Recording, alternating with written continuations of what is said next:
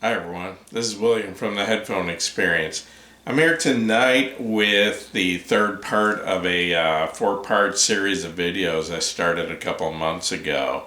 And the first one that I did was a comparison between open back and closed back headphones.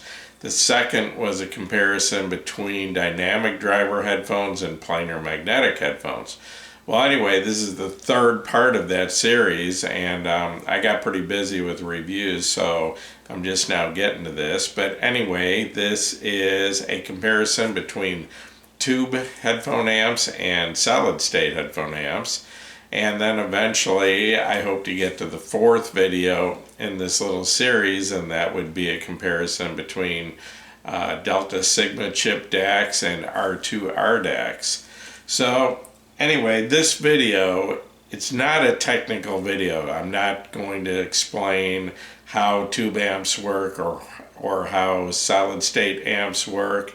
I have some understanding of electronics. I took like 3 years of electronics in high school and have a basic understanding of tubes and solid state electronics, but I don't have the ability or the understanding on a level that I feel I can be teaching people. So if you want to know how the actual tube amps or solid state amps work, you probably want to check out a video by someone else that can explain it better than I can. So my video is more just based on my thoughts and my experience as a reviewer of a little over 4 years now. And in that 4 years, I've reviewed 32 headphone amps so far, and 24 of those were solid state amps. 3 were hybrid tube amps, and I'll explain that in a minute what the difference is. 4 of those were OTL type tube amps. And actually I have a 5th OTL amp on the way, but I'm going to save revealing what that is for a couple days until I do my December update. I will let you know what I've got coming in, because it's probably not going to be here for another week or so. So anyway, and then I've done one review of a transformer coupled tube amp. And starting out with the solid state amps, you basically have 2 types that are used in headphone amps. And that would be solid state amps that are pure class A, and then you have others that are class A/B, which is they start out for low power in class A, but then when you need more power, they switch over to a more efficient class B. And then with tube amps, basically you have your hybrid, which in most cases, or probably all cases, use tubes in the input stage and then use solid state amplification in the output stage. So they use tubes to give the amp more of a tube sound, but you're still providing the bulk of the power with a solid state amp. And then you have your OTL type tube amps, and OTL stands for output transformerless. And that's been the majority of the tube amps I've reviewed. And then the third type of tube amp is you have what's called a transformer coupled amp.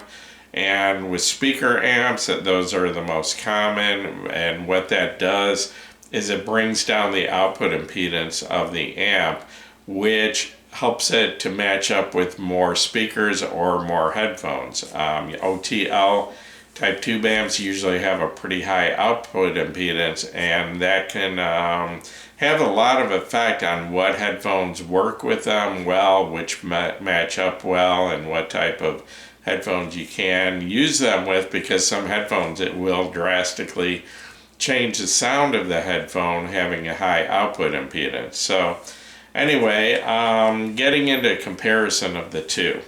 The first and most obvious difference between tube amps and solid state amps is solid state amps almost always, but probably always measure better. When you get into things like distortion, new modern solid state amps, you've usually got about 3 or 4 zeros after the decimal point. you're looking at 0.00004% distortion. Okay, tube amps have much higher distortion. They're usually, a percentage of 1%. They're, like a typical tube amp might be 0.4 or 0.5% distortion. And I mean, in reality, that's like 1,000 times more distortion.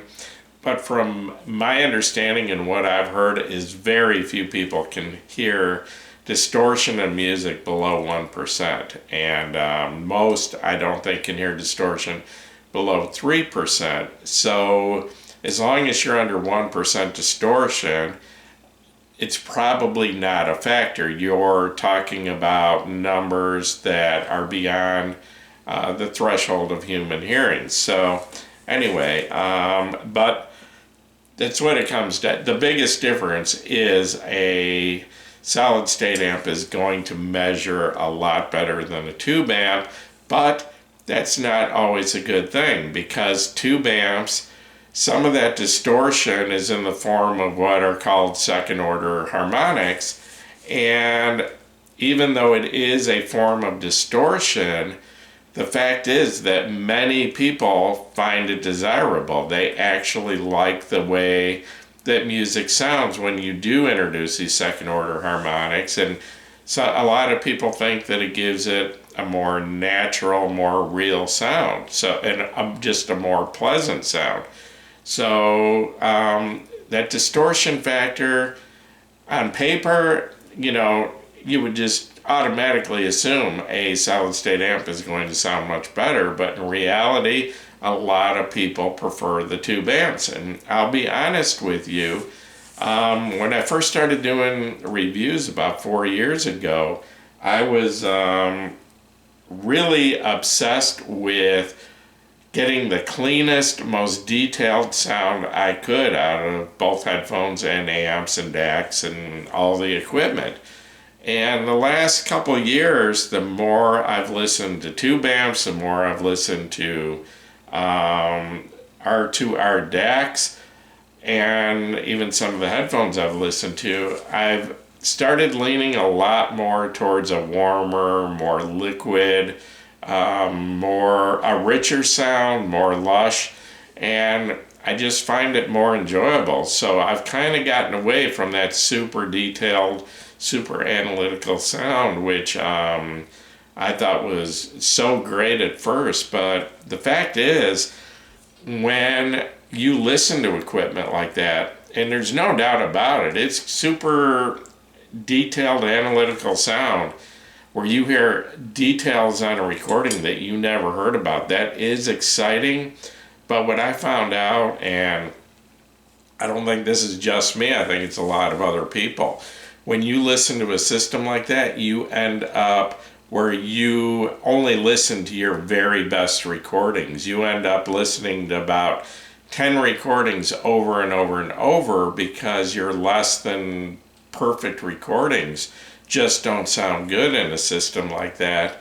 And you don't want your system not sounding its best, so you just keep listening to those very best recordings over and over, and you ignore most of your collection. And that's kind of what happened to me, where I found out that if I listen to equipment that has a little warmer, a little richer sound, it's a little more forgiving, and I'm back to listening to a lot more of my recordings, music that I really enjoy, not just music that is recorded exceptionally well. So anyway, I kind of made a breakdown of a few different categories to compare tubes to solid state. And the first thing I want to say is there's an exception, or there are exceptions in almost every one of these cases. I mean, that's the way it is with headphones, it's the way it is with amps, it's the way it is with DACs. There's almost always some piece of equipment out there that's going to be an exception. But so basically, these are just kind of general statements, but not written in stone, and not always the case. But to start out with, I was going to say that solid state amps are usually a little lower in price than tube amps, but that's not always the case. There are some very expensive solid state amps out there. I mean, I can think of at least a couple of $15,000 solid state headphone amps. And there's some tube amps out there for headphones that I think are under $100. I don't know what the quality of those are. I've never listened to a real low price tube amp, but in general, I would say there's probably a lot more solid state amps under, say, $100 than there are tube amps, you know, and the tube amps under that price, some of them are going to be questionable, whether it's actually even using the tube or if the tube is just basically a decoration. You know, some of them you can pull the tube out and they still work, from what I've heard.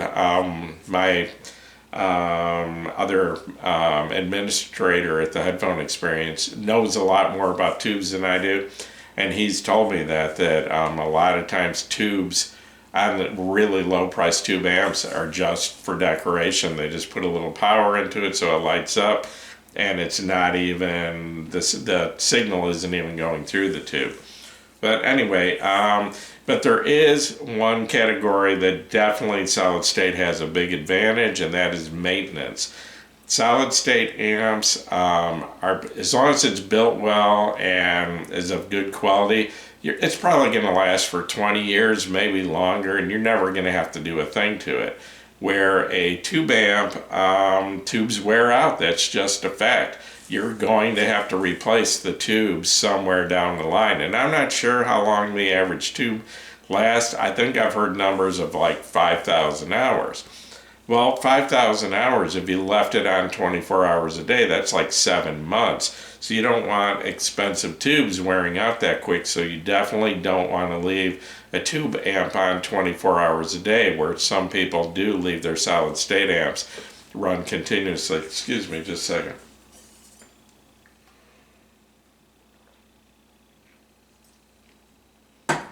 But one big advantage that tube amps have in that respect is you can do what's called tube rolling. You can buy different brands of tubes, different types of tubes, and I mean, you're kind of limited as to what tube you can use in what amp, but there's usually several choices and several different price ranges, and by tube rolling, you can significantly change the sound of a tube amp. So if it's not exactly what you're looking for by switching tubes, you might be able to get it exactly where you want. Where a solid state amp, that's not really an option. There are a few solid state amps at the market, like Bursons, that you can switch op amps, and you know, it will make a significant difference in the sound. And I point that out because in the background, my photo there, that is the Burson Conductor 3 reference, and that does have op amps that can be switched, and then the tube amp in the photo is the Felix Audio Echo, which is their entry-level tube amp, and that is an OTL. But anyway, so back to, you know, the tubes, you can switch the tubes. They do wear out, and you will eventually have to change them, but you do have the option of swapping tubes and experimenting with different sounds from the same amp. The next thing is a solid state amp is in most cases going to put out a lot less heat, unless the solid state amp is a pure class A.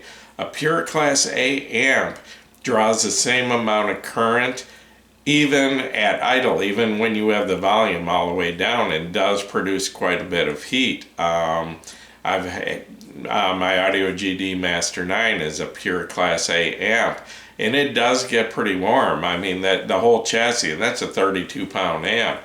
The chassis probably gets up to about 115 degrees. It's not hot, but it's definitely warm and definitely puts off some heat. Where a Class AB amp, at idle, is going to put off almost no heat. I mean, they might get warm to the touch a little bit above room temperature, but not very warm. But a tube amp, on the other hand, hybrid type tube amp, in most cases, they only get a little bit warm. They don't get hot at all. But when you get into OTL or transformer coupled tube amps, they can get very hot. I mean, the chassis of the unit can actually get hot enough that you can't touch it, and the tubes definitely. I mean, a tube can actually get up to like 300, I think even warmer, maybe 350 degrees, where, I mean, just, you know, it would take just a split second to burn your finger on a tube. And that also means that they need more breathing space. They need more room beside them, and especially more room above them for that heat to dissipate. You can't stack anything on top of a tube amp, obviously, but you don't want to have a shelf real close to a tube amp with something above it, because you could actually damage that piece of equipment from the heat from the tube amp. So tube amp, you definitely have to have a little bit of room and a little bit of space around it to dissipate heat. Solid state amps are in general a better choice for planar magnetic headphones. The reason for that is planar magnetic headphones usually have a low impedance, but they need in most cases are not very efficient, and they need a lot of current. Well, tube amps, especially OTL type tube amps, are very good at putting out voltage, but they don't put out a lot of current. So if you hook a planar magnetic headphone that needs a lot of power up to an OTL type tube amp, it's not going to provide the amount of current you need, and the bass especially is going to suffer. The bass is going to sound flat, lose dynamics. It's going to become muddy, possibly distorted, where a solid state amp, and not always the case, some solid state amps don't have much power, but a better solid state amp that has some power is going to be able to provide that current necessary to drive a hard to drive planar magnetic headphone, something like, the Hi-Fi Man HE6, which is notorious for needing power. There are going to be very few tube amps that can drive that headphone. In most cases, it's going to be a solid state amp that, is capable of, 5, maybe 10, 15 watts per channel, that's going to provide the current you need to drive a really hard to drive headphone like that. But there are exceptions. There are planar magnetic headphones that are actually they're fairly efficient and pretty easy to drive. The Kennerton planar magnetics would be an example, and also some of the newer Hi-Fi Man planar magnetics like the Ananda and the Aria Stealth is much easier to drive than the previous two versions of the Aria, and those headphones can actually sound very good with some OTL type amps. I've reviewed a few OTLs from Waveborn and this Echo behind it. And in fact, just a couple nights ago, I tried the Felix Audio Echo with the Hi-Fi Man Ananda Stealth and the Aria Stealth, and it actually did a very good job. I thought they both sounded, I really enjoyed the sound, and like I said, those are pretty easy to drive, and even though the OTL amp isn't capable of put out a lot of current, it did a very good job with those two headphones. But on the other hand, where the solid state are usually better match with the planar headphones, tubes are usually a very good match with dynamic driver headphones, especially high impedance dynamic driver headphones, where a solid state amp, the impedance of the headphone really doesn't make a lot of difference unless it's not capable of putting out enough power to drive a high impedance headphone like a 300 or 600 ohm headphone, where especially OTL type tube amps, that's their ideal match, to match them up with a high impedance dynamic driver, such as 300 ohms like the ZMF headphones, or the 600 ohm Bear Dynamics T1 that I had a while back. Excellent match with the Felix Audio. But once again, the reason they match so well is, number one, the OTL amps are capable of putting out high voltage, which makes them able to overcome that high impedance of the 300 ohm, the 600 ohm headphones. Also, most OTL tube amps have a high output impedance, some of them as high as maybe 50 ohms.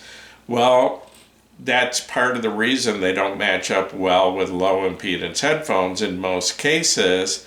But when you use a 300 ohm or 600 ohm dynamic driver headphone with an OTL, the impedance of the headphone is still much higher than the output impedance of the amp, and it doesn't affect the frequency response. Where if you take an OTL type amp that has an output of say 50 ohms and you plug in a 32 ohm dynamic driver, it may work and it may sound great, but it usually changes the frequency response of the headphone a little bit. And I'll give you a great example.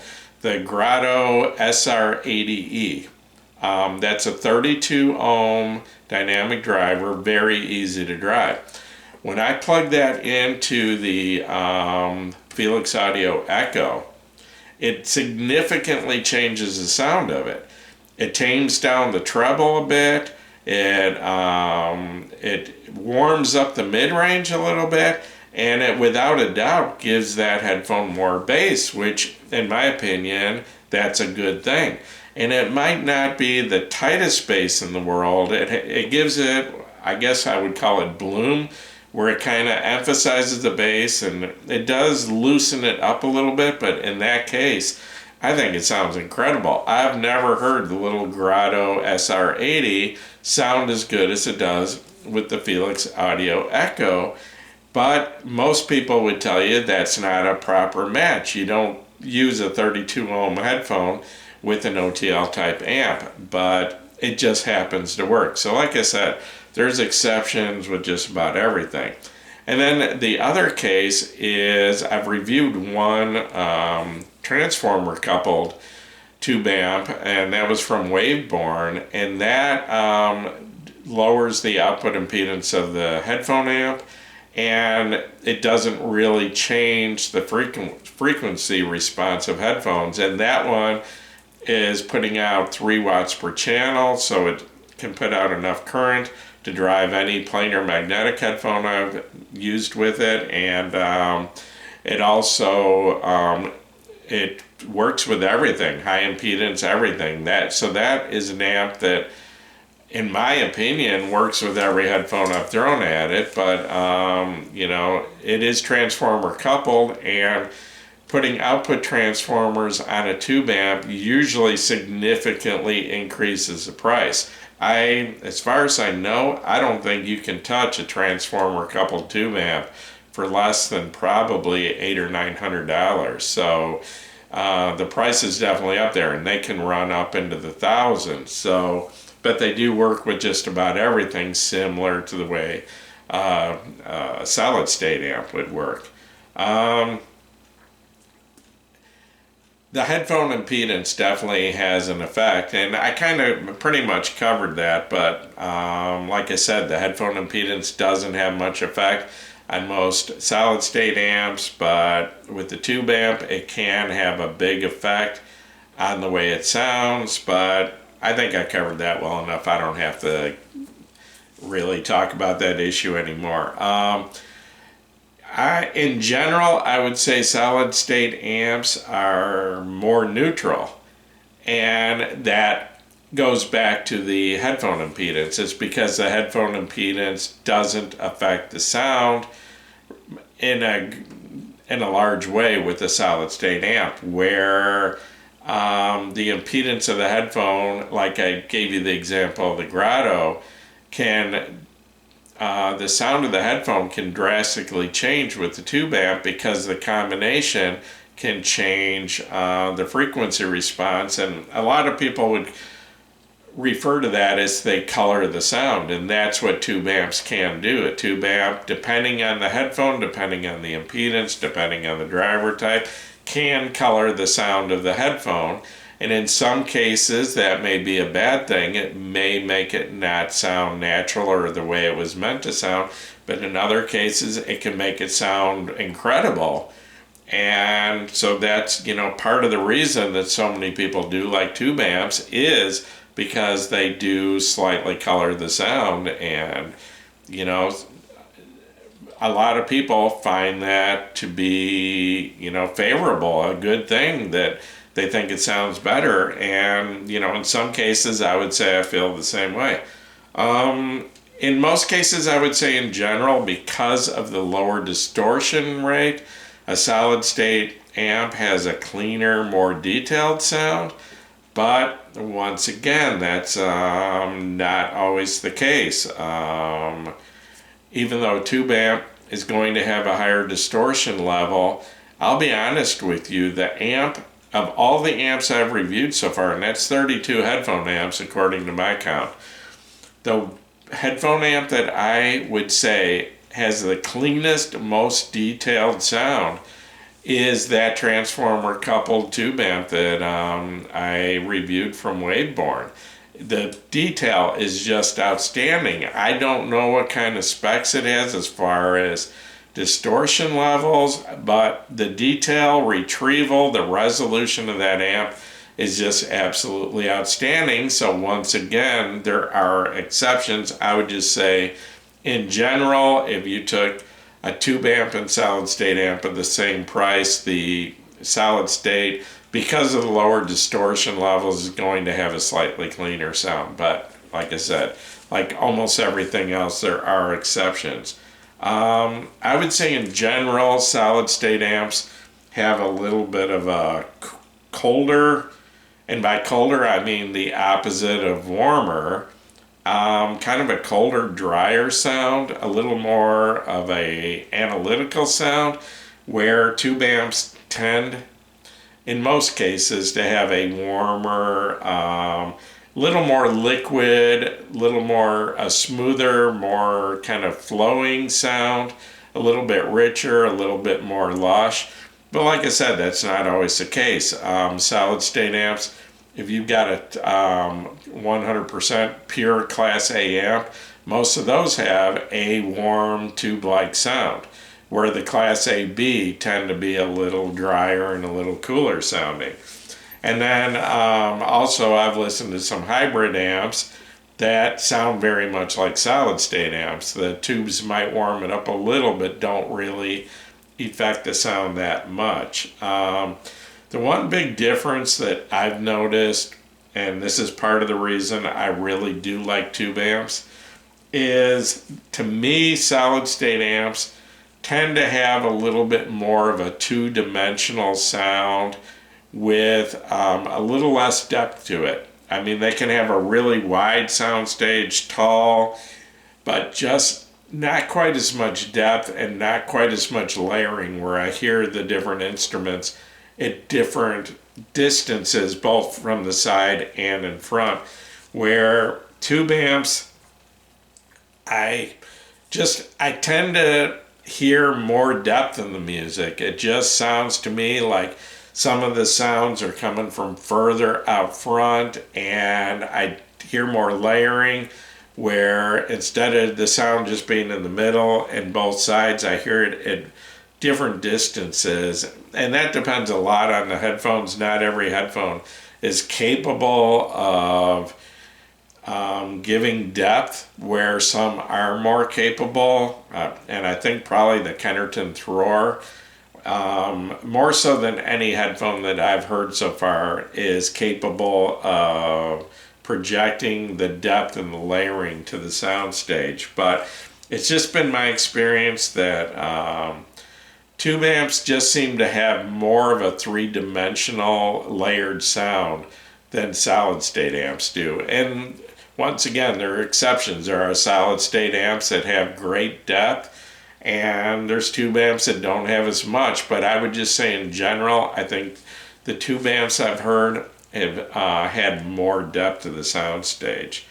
Another thing is, to me, solid state amps they make music, even though it's very clean, very detailed, it sounds a little bit more like it's recorded, like it's a recording I'm listening to, where tube amps to me just sound a little bit more real, a little bit more natural. Organic is a word I might use. I just feel a little bit more like I'm really there listening to tube amps than I do solid state. But that's based on the amps I've heard so far. I'm sure there's a lot of high-end solid state amps out there and high-end tube amps that I haven't heard. So I'm sure that that's not always the case either. I'm sure that I'll get comments, pointing out solid state amps that have, great depth, great layering, and that sound very natural, but and once again, tube amps that don't. But like I said, these are just my personal observations. Excuse me a second. Based on my 4 years of reviewing, and because of these observations, I really do like tube amps. I really look forward to getting a tube amp in for review. And likewise, I'm kind of leaning towards the R2R DACs for the same reason. To me, an R2 DAC compared to a Delta Sigma DAC is kind of like comparing a tube amp to a solid state amp. It's just, it's an older technology, but it just seems to have a little less of a digital sound and a little more of an analog, more realistic sound. So anyway, that's where I'm at. This is how I feel about tube amps. And like I said, there's great amps out there, both solid state and tubes, but I've been really enjoying the tube amps I have reviewed lately, and I've got another one coming in very soon, and I'm going to put out a December update video, and I'll talk about that, and hopefully that'll come in a week or two, and I'll be able to get my first impressions out. So anyway, hopefully you enjoyed this video. If you did, please give me a thumbs up. Please subscribe to my YouTube channel if you haven't already. And the Headphone Experience over at Facebook is up to 19.9 thousand members. We're pushing 20,000 pretty soon, hopefully. So anyway, you're all welcome to join us over there. And once again, thanks for watching my video.